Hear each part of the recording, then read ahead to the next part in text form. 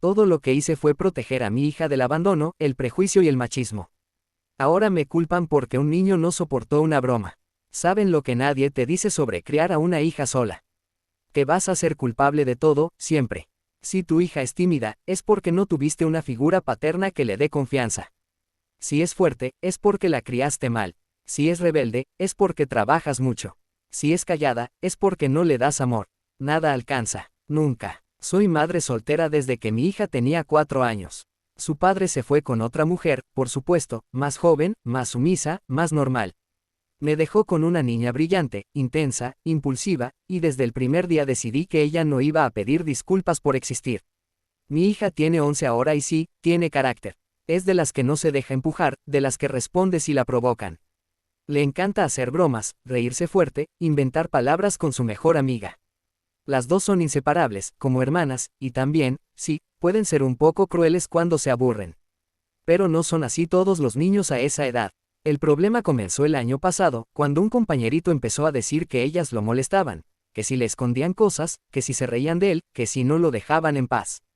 Su madre se puso como una fiera, como si hubiéramos asesinado a su hijo, pero lo único que hacían era jugar. Jugar, no con mala intención. Solo niñas siendo niñas. Me llamaron a la dirección. Entré con la mejor disposición, creyendo que todo era un malentendido, pero bastó un segundo para notar las miradas.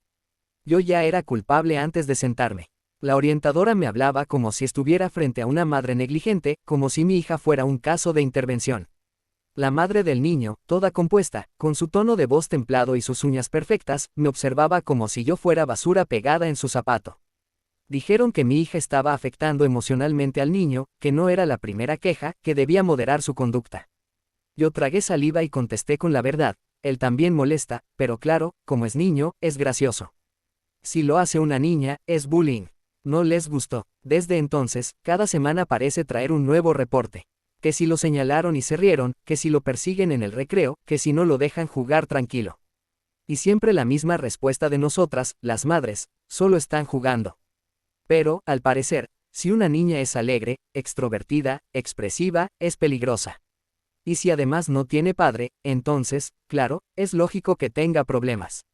La sociedad necesita encasillar y, si no encajas, te destruyen. Yo trabajo doble turno para mantener esta casa. Me levanto antes que el sol y vuelvo con los pies destruidos. Pero siempre, siempre, tengo tiempo para hablar con mi hija, para enseñarle a no bajar la cabeza, a no permitir que nadie la pisote. Y ahora resulta que eso es malo, que es mejor criar niñas sumisas, con miedo. No lo entiendo. El colmo fue hace una semana. Mi hija llegó a casa callada, no quiso hablar. Se encerró en su cuarto. Minutos después me llama la madre de su amiguita. Algo había pasado en el recreo. Parece que el niño se cansó, así lo dijeron. Y cuando ellas se acercaron, él empujó a mi hija con tal fuerza que cayó al suelo y se abrió la ceja. 7 puntos. 7. Y en la dirección justificaron al niño, se defendió. Dijeron que estaba bajo presión, que no sabían qué más hacer con esta situación. ¿Presión de qué? De 2 niñas que se ríen. Mi hija es una amenaza. Salí de ahí con las manos temblando. Mi hija vendada, sin derramar una lágrima, me miraba con esos ojos que no piden ayuda, solo respeto. Y sentí que tenía que hacer algo. No podía permitir que la hicieran ver como la mala, que la humillaran por ser fuerte, por ser como yo. Esa noche, la otra madre y yo hablamos por teléfono durante más de 1 hora. Las dos coincidimos, esto no es un problema escolar, es un problema de sesgo, de prejuicio, de machismo. El colegio no quiere lidiar con niñas que piensan por sí mismas, y si no quieren escuchar dentro de esas paredes, los haremos escuchar afuera. Yo sé que no soy perfecta, pero soy su madre y voy a defenderla con uñas, con dientes y con todo lo que tenga, aunque me quede sola. Así me sentí al salir de esa oficina, como si la bofetada no se la hubieran dado a mi hija, sino a mí. Porque lo que más duele no es el golpe, es que digan que se lo buscó. La herida en su ceja sangraba. 7 puntos. Y aún así, la directora tenía el descaro de decirme que hay que entender las emociones del niño, que está saturado. Saturado. Como si estar saturado diera permiso para empujar con tanta fuerza a una niña de 11 años que se golpea contra el concreto, como si no hubiera otra forma de reaccionar. Ese día todo fue una farsa. Una maestra, supuestamente testigo, balbuceó un par de frases como, todo pasó muy rápido, y, los 3 se mueven mucho. Y con eso, ya está. Esa es la versión oficial. La otra madre y yo estábamos furiosas. No entendíamos cómo podían mirar esa situación con tanta liviandad. Nos vimos en la entrada mientras nuestras hijas salían con vendas y mochilas. Ni siquiera hubo una disculpa formal. Solo nos dijeron que iban a evaluar lo sucedido. En el camino a casa, mi hija iba en silencio. Le pregunté si le dolía. Me dijo que no, pero tenía la mandíbula apretada. Ella no llora, no se quiebra. A veces eso me da orgullo, otras, miedo. Mientras preparaba algo de cenar, ella me entregó un papel arrugado que sacó del bolsillo. Era un dibujo, un niño parado solo, con todos los demás apuntándolo. Es de él, dijo. Lo dibujó hace un tiempo. Lo vi en su cuaderno. Me dio lástima. Le pregunté si le había dicho algo feo. Me miró como si fuera tonta. No, solo se enoja fácil. No aguanta nada. Esa frase se me quedó grabada, no aguanta nada. Como si ser sensible fuera un defecto, como si su forma de resistir las burlas fuera la medida de si merecía respeto. Intenté sacármelo de la cabeza. Esa noche, publiqué en mi cuenta personal una reflexión. No nombré a nadie, solo escribí: cuando una niña fuerte es atacada, el sistema la culpa por no quedarse callada. Qué casualidad que cuando una mujer se defiende también la llaman problemática. La publicación explotó. Más de 300 compartidos en grupos de madres, páginas de crianza, hasta una periodista local me escribió por privado. Me dijo que quería hacer una nota sobre lo que estaba pasando, que no era la primera vez que en ese colegio se tapaban cosas. Al principio dudé, no por miedo, sino por desgaste. Pero algo dentro de mí decía que si me quedaba callada ahora, estaría fallándole a mi hija. Así que acepté. Nos reunimos en una cafetería y, durante una hora, le conté todo. Desde los primeros reportes hasta el golpe en la cabeza. Le mostré el dibujo. Hablamos de género, de prejuicios, de cómo se etiqueta a las niñas intensas como si fueran monstruos.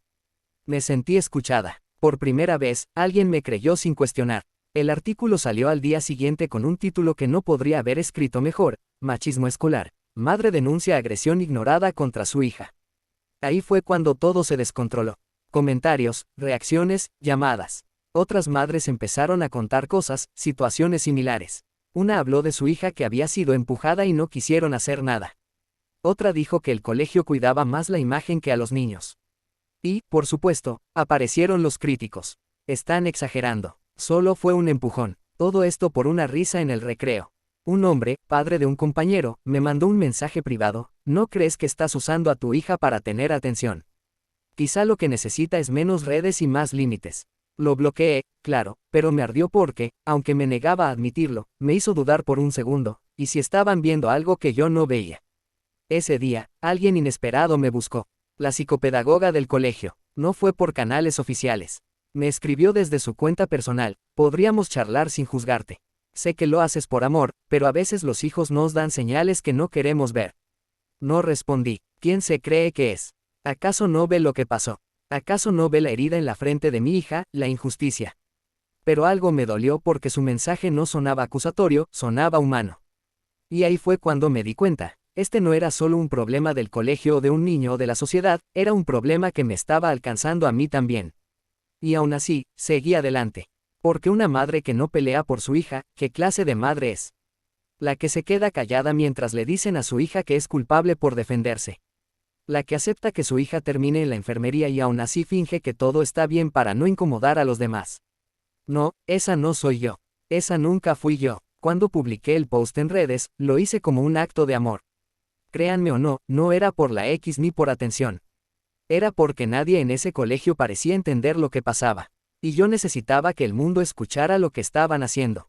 No solo con mi hija, sino con todas las niñas que no se dejan pisotear. Y el mundo escuchó. Primero fue una ola de apoyo, compartidos, comentarios, otras madres que se acercaban a contarme sus historias. Me hablaban de hijas que también habían sido tachadas de problemáticas, de maestras que solo veían una parte del conflicto. Me abrazaban en los pasillos, me daban razón con los ojos. Pero luego empezó el juicio, no legal, social. Gente que no conozco empezó a enviarme mensajes, algunos solidarios, otros insultantes. Una mujer me escribió para decirme que yo era una feminista desquiciada, que estaba criando a una futura agresora. Otro me dijo que debía enseñarle a tu hija a ser más humilde, no a creerse la reina del recreo. No respondí ninguno, pero empecé a leerlos todos. El colegio, por supuesto, explotó internamente. Me llamaron para una reunión urgente y confidencial. Querían que retirara las publicaciones, que me disculpara por el impacto negativo en la convivencia institucional. El rector intentó sonar conciliador: no negamos lo que pasó. Solo pedimos moderación por el bien de todos los niños. Hipócritas. Moderación cuando mi hija estaba con la cara vendada. Moderación cuando se negaron a actuar durante un año. Les dije que no iba a borrar nada. Que si no actuaban por justicia, al menos lo hicieran por vergüenza. A los 2 días llegó la resolución. Suspensión de 10 días para el niño. Fue satisfactorio, no voy a mentir. La otra madre me llamó llorando. Nos sentíamos validadas. Por fin alguien había escuchado. Esa noche celebramos. Compramos helado, pizza, les dejamos a las niñas ver películas hasta tarde. Se rieron como hacía tiempo no las veía reírse. Era una escena normal, como si todo ese caos no existiera. Pero la tranquilidad duró poco. Mi hija volvió del colegio con algo raro en la mirada. Le pregunté cómo estaba. Me dijo, nos miran feo. Como si hubiéramos hecho algo terrible. Le dije que la gente juzga lo que no entiende, y entonces dijo algo que me dejó helada. Igual él se lo buscó.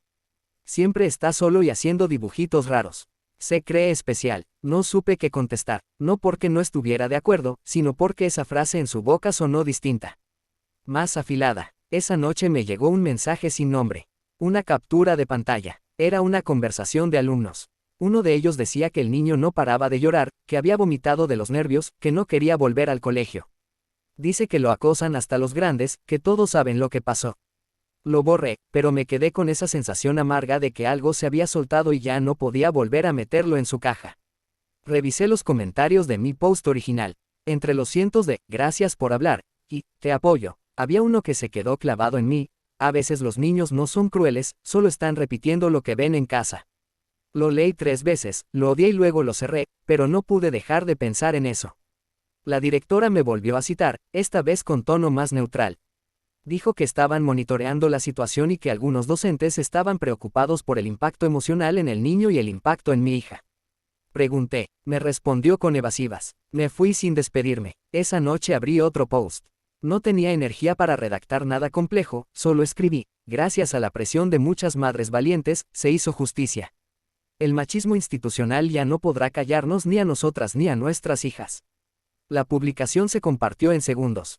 Me sentí fuerte, me sentí invencible por un momento, pero después me sentí vacía porque todos tienen algo que decir, menos mi hija.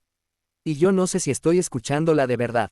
Esa frase me retumbaba en la cabeza mientras ponía la mesa, como si no me perteneciera, como si alguien más la hubiera dicho y yo la estuviera repitiendo por inercia. Mi hija seguía actuando igual, tranquila, seria, un poco más aislada desde la suspensión del niño, pero no parecía afectarle. No hablaba mucho del tema, y yo tampoco insistía. Pensaba que lo peor ya había pasado, que el colegio había aprendido la lección, que habíamos ganado, hasta que me llamaron del colegio otra vez, pero esta vez no fue la orientadora ni la directora, fue alguien del área legal. Necesitamos que venga urgentemente, junto con la madre de la otra alumna. El tono no era negociador, era frío, grave. Cuando llegamos, nos hicieron pasar a una sala distinta. No había café ni sonrisa institucional, solo un rector que no podía sostener la mirada, una psicóloga que no hablaba y una abogada del distrito que iba directo al grano. El alumno involucrado en los hechos recientes fue internado esta madrugada tras un intento de suicidio. Silencio. Ni siquiera entendí bien la frase. Tardé segundos en procesarla. Está estable, pero bajo vigilancia psiquiátrica. Dejó una carta. Mencionaba el acoso escolar, el señalamiento social, la humillación, el foco de atención mediática, los memes, las publicaciones. Tuve que apoyar las manos en la mesa. Sentí que el estómago se me caía. La familia ha iniciado acciones legales contra la institución y contra ustedes dos, contra mí, por difamación, exposición indebida de un menor y hostigamiento indirecto a través de redes. No podía respirar. Yo no había dicho su nombre ni publicado su foto. Solo hablé de mi hija, de su dolor, de mi lucha. Eso era un crimen. Ahora quise levantarme, gritar, pero no pude. Solo me quedé sentada mirando un punto fijo, escuchando cómo todo se venía abajo. La otra madre estaba pálida. No decía nada. Esto no se va a quedar así, murmuré. Nosotras también tenemos derechos, pero mi voz sonó hueca. Porque por primera vez, no estaba segura. Esa noche no dormí. Fui hasta la habitación de mi hija. Estaba despierta mirando el techo. Le pregunté si estaba bien. Me dijo que sí, pero no me miró. Quise decirle que todo iba a estar bien, que no se preocupara, que mamá iba a arreglarlo todo, pero no dije nada porque algo me decía que esta vez no podía arreglar nada. 3 días después llegó la citación formal del juzgado.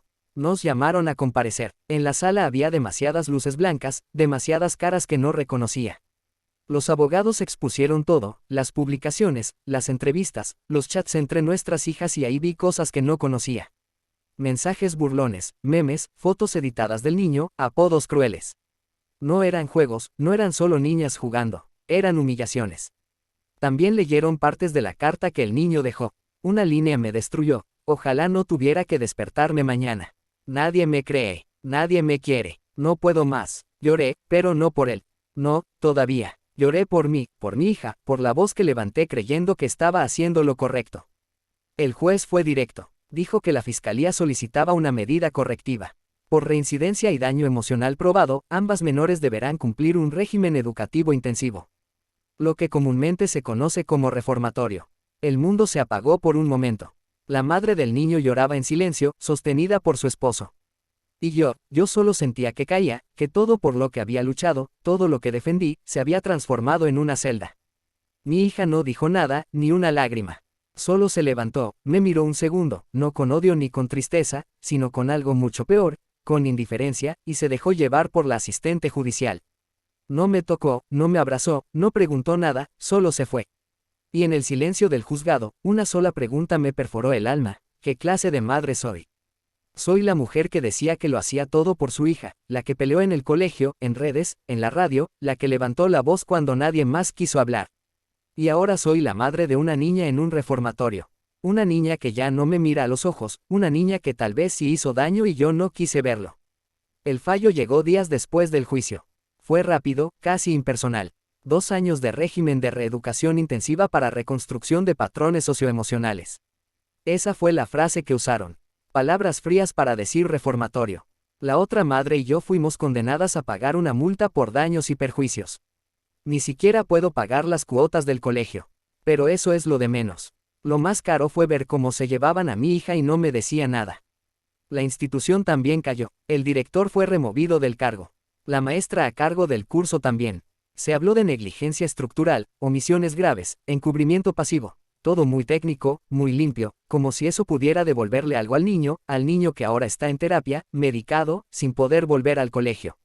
Lo sé porque lo vi en la calle con su madre. Él iba cabizbajo, pero con paso firme. La madre me miró, me reconoció. Yo bajé la vista porque ya no me queda nada con que sostenerla. En casa, la habitación de mi hija está igual. No tuve valor de tocar nada. Sus libros, sus peluches, sus dibujos pegados en la pared. Algunos tienen frases escritas con marcador. Uno dice, no me dejo. Nunca. Y me pregunto si eso fue lo que le enseñé. A no dejarse, a no ceder, a no pedir perdón. Ni siquiera cuando hace falta. Hace poco me llamaron del centro. Me dijeron que mi hija no participa en las actividades, que no habla con nadie, que cuando la llaman por su nombre no responde, como si ya no quisiera ser ella.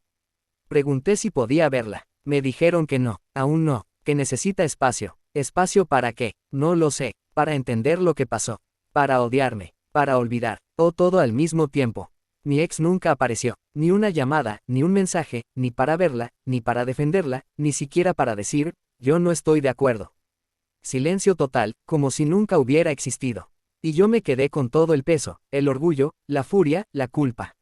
Estoy sola. Algunas madres que antes me defendían ahora me evitan. No es que digan nada, pero ya no saludan. No comparten mis publicaciones, no me invitan a reuniones.